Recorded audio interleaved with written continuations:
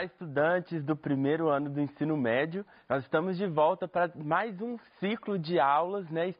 Chegamos no ciclo 7, né? No PET 7.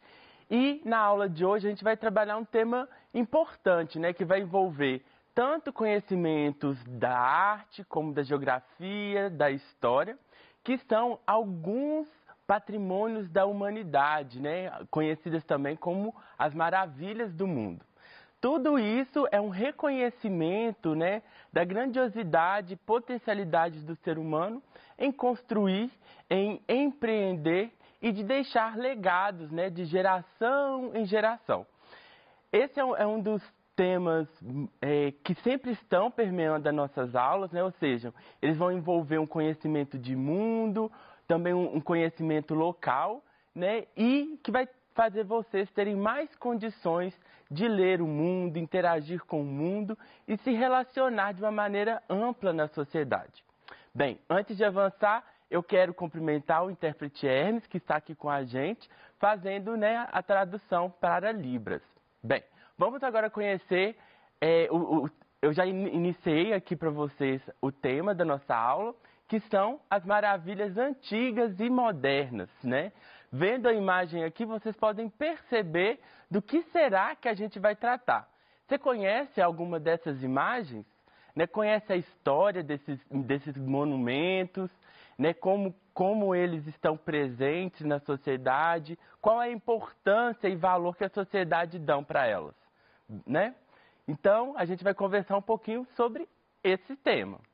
Então, os objetivos da nossa aula de hoje são, né, conhecer as maravilhas do mundo antigo e moderno e a concepção de patrimônio da humanidade. Existem vários tipos de patrimônio, né? Se você ainda tem alguma dúvida em relação a isso, reveja algumas das nossas aulas, consulte o seu PET, que lá apresentam esse conceito que é muito importante da produção de arte, a produção cultural, que são temas, eixos importantes que a aula de artes trabalha. Bem, as 7 maravilhas do mundo antigo. Todos esses patrimônios eles são divididos nessa temporalidade histórica, antigo e moderno. O antigo é tudo aquilo que se refere ao antes de Cristo, né? Aqueles povos e civilizações que existiram antes da história de Jesus Cristo, né? Que, né, por essa influência, né, dos conceitos e pensamentos romanos, né? O nascimento e a história de Jesus é um ponto importante para a divisão do tempo, né? Como você já deve ter visto isso em história. Hoje a aula vai ter uma abordagem um pouco diferente, porque eu quero testar um pouco dos seus conhecimentos aí em casa. Eu não vou trazer imediatamente o monumento para vocês, eu vou trazer algumas informações básicas e quero que você tente responder qual é esse monumento. Nós vamos ter 3 monumentos da antiguidade, né? E 3 modernos, né? Como a gente sabe, são 7. Mas hoje aqui na aula a gente vai trabalhar 3 de cada, ok? Vamos ao primeiro? Feito de mármore e argamassa, construído pelo arquiteto grego Sóstrato de Cnido por volta de 250 a.C. Sua função era orientar os marinheiros em suas viagens noturnas. Resistiu a vários terremotos, mas começou a ruir por volta do século IV. Compõe o território atual do Egito. Vamos lá, eu vou trazer uma imagem para vocês, para talvez ajudar vocês a identificar que monumento possa ser esse. Bem, como uma das características principais era orientar os marinheiros, a gente já percebe pela imagem que se trata de um farol, né? E aonde ele está localizado? No território atual do Egito. Bem, será que vocês já ouviram falar dessa maravilha do mundo? Né? Esse grande monumento que demonstra uma capacidade humana imensa, né, de empreender coisas geniais. Temos aqui algumas opções. Qual é a maravilha do mundo antigo que a gente está tratando agora? Farol de Albarnás, Farol de Alexandria ou Farol da Vitória? Bem, se você já ouviu falar sobre esse monumento, se trata então do Farol de Alexandria. Para quem não sabe, Alexandria fica ali na pontinha do território do Egito, que dá para o mar Mediterrâneo. E aí agora eu vou trazer algumas curiosidades para vocês sobre o farol. Bem, o Farol de Alexandria, até 1480, era a terceira maravilha antiga. Em 1994, arqueólogos franceses descobriram partes dos restos do farol no porto oriental de Alexandria. Em 2015, planejou-se transformar as ruínas submersas da antiga Alexandria em um museu subaquático, né? Ou seja, naquele momento da história, né, no período antigo, quando esse farol foi construído, já se viu uma preocupação muito grande, né, para fortalecer essa experiência marinha que já existia ali no território do mar Mediterrâneo. Se vocês perceberem, né, olha só a relação que o Egito e a Grécia já tinham nesse período, né? Lá no território, né, do Egito, a gente vai ter a presença de um arquiteto grego empreendendo isso, né? Isso é uma curiosidade imensa. E como só existe ruína, você deve estar se perguntando, mas então como é que se sabe que isso realmente existiu? A gente sabe que a cultura grega tem uma experiência forte na escrita, de registrar as coisas. Então, muitos desses monumentos que a gente vai conversar hoje, eles só são conhecidos ou pelas ruínas ou por escrituras que ficaram ali mostrando o planejamento e a execução dessa obra. Achou interessante? Então você pode pesquisar um pouco mais para conhecer mais sobre o Farol de Alexandria. Vamos à segunda maravilha do mundo antigo? Bem, localizado em Éfeso, atual Turquia. Essa maravilha foi construída e reconstruída e aumentado várias vezes durante os séculos, até que por volta de 262 depois de Cristo, foi destruído durante a invasão bárbara dos godos. Possíveis vestígios podem ser encontrados hoje no Museu Britânico. Bem, assim como o Farol de Alexandria, essa maravilha, ela também não está de pé, né? Ela é possível falar dela por causa de vestígios e histórias sobre essa localidade, né? E isso é muito interessante, né, para a gente pensar como que é importante registrar escrito, né, todas essas informações para que isso possa ser contado na história. Bem, aqui tem uma imagem para tentar ajudar vocês, né, em tentar descobrir e algumas opções. Qual é a maravilha do mundo que a gente está tratando agora? Será que é o Templo de Zeus? Templo de Betânia, Templo de Ártemis? Diante dos conhecimentos que você já tem e da imagem que eu acabei de mostrar, de qual será a maravilha que a gente está tratando nesta aula? Bem, quem arriscou na letra C, acertou. Bem, o templo, né, de Ártemis também é conhecido como Templo de Diana, né? Era usado tanto para fins religiosos quanto para o mercado. Conhece-se bem o templo, pois há uma documentação muito bem detalhada sobre essa maravilha do mundo antigo, né? Então, né, é importante também dizer que os vestígios que estão no Museu Britânico, eles podem ser associados a essa obra, né? Mas não se tem ainda certeza de que realmente compôs parte desse templo. Bem, seguindo, vamos para a nossa última maravilha do mundo antigo, né? Construído há cerca de 4.500 anos, é a única maravilha antiga ainda existente. construída por volta, né, de 2500 a.C., como monumento funerário ao rei Quéops.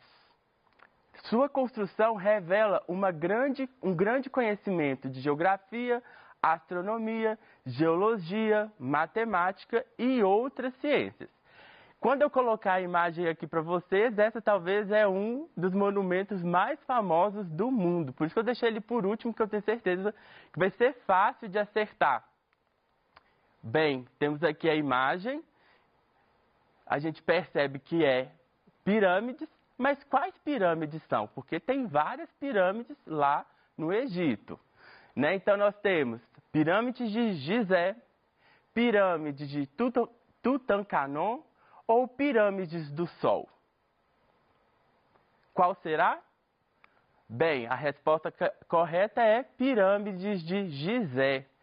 Né? É uma maravilha muito importante do mundo, né? Acho que todo mundo em algum momento sonha em poder visitar, por ser uma das maravilhas do mundo antigo que até hoje está de pé e está resistindo ao tempo, né? Segundo o historiador grego Heródoto, né? 100 mil homens trabalharam durante 20 anos na construção dessas pirâmides, né? Ou seja, muito tempo e muito esforço para deixar essa pirâmide de pé e durando por tantos anos, né? Mais de 4.000 anos que essa obra possivelmente existe. Bem, agora a gente vai entrar nas maravilhas do mundo moderno, ou seja, depois, né, da passagem de Jesus pela Terra, né, por essa divisão que eu expliquei para vocês no início da nossa aula. Aqui as coisas mudam um pouco. Aqui eu dou a informação para vocês e não mostro imagem nenhuma, porque são imagens que são monumentos mais acessíveis e que eu acho que vocês já conhecem mais do que essas que eu disse anteriormente. Bem, também conhecido como Anfiteatro Flaviano, é o principal símbolo de Roma, na Itália. Palco de lutas entre gladiadores e de massacre de cristãos. Hoje conserva apenas uma parte de sua estrutura.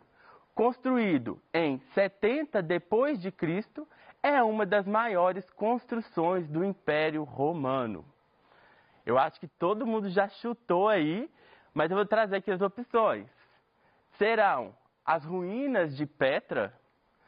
Será o Coliseu? Ou a Muralha da China? Né?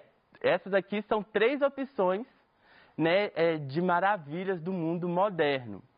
Sim, nós estamos falando do Coliseu, né? Essa maravilha do mundo que todo mundo fica muito encantado pela sua grandiosidade, né? É como se fosse um grande estádio daquela época, né? Bem, aqui tem uma imagem interna, né, de como está as ruínas atuais, né, que a gente percebe então que a gente tem uma grande área, né, no centro, onde era usado para fazer as batalhas e todas as outras coisas que aconteciam ali dentro, né? E aí eu vou trazer uma curiosidade que poucas pessoas sabem, é que no Coliseu já foi possível simular batalhas navais, né? Ali dentro conseguiu-se, né, com todos os arquedutos de água que existiam na época, encher o Coliseu e colocar barcos e até pequenas navegações lá dentro para fazer batalhas, né? Ou seja, como você já pôde ver, talvez na aulas de história, né? Esse foi um grande modo, né, do Império Romano, né, de cativar todo o povo a defender ali o Império, né? Bem, vamos falar agora de uma outra maravilha do mundo. Localizada no Rio de Janeiro, o monumento mede 38 metros de altura. Foi construído sobre o Morro do Corcovado. É o maior símbolo da cidade carioca e também um símbolo do cristianismo brasileiro. Foi inaugurado no dia 12 de outubro de 1931. Esse eu acho que não tem como errar, né? E tá aqui as opções. Cristo Redentor, Farol da Barra ou o Pão de Açúcar? Bem, é o Cristo Redentor. Né? O Cristo Redentor foi concebido pelo engenheiro brasileiro Heitor da Silva Costa, mas foi construída na França pelo escultor francês Paul Landowski, né? Porque acreditava-se que os brasileiros não tinham experiência para uma obra desse porte. Né? E hoje a gente tem o Cristo Redentor como um grande símbolo, né? Brasileiro, turístico do Rio de Janeiro.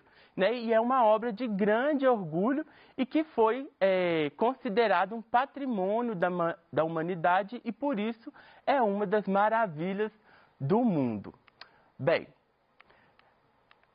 seguindo aqui, a gente vai falar rapidamente, né, sobre os patrimônios da humanidade. Né? Por que essas obras elas foram, então, consideradas importantes para o legado da história humana e de todas as sociedades, né?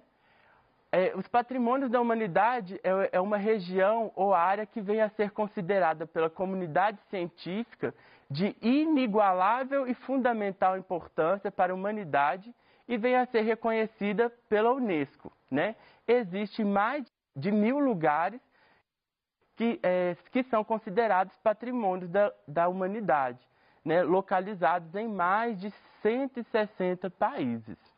Ou seja, existe toda uma comissão, né, científica de pesquisadores que vão, então, levantando esses dados, né, por meio da ajuda da Unesco, a confirmar, né, que todas essas localidades elas são importantes para a história da humanidade. Uma curiosidade que eu queria trazer para vocês, que a cidade de Ouro Preto foi uma das primeiras áreas a serem patrimonializadas aqui no Brasil, ou seja, reconhecida como um lugar de muito valor, né, para a história da humanidade e, consequentemente, para a história nossa, né, enquanto povo brasileiro e povo mineiro. Bem, espero que essa aula possa ter instigado vocês um pouco mais. Continuem estudando e pesquisando. E se tiver ficado alguma dúvida, envie para ser respondida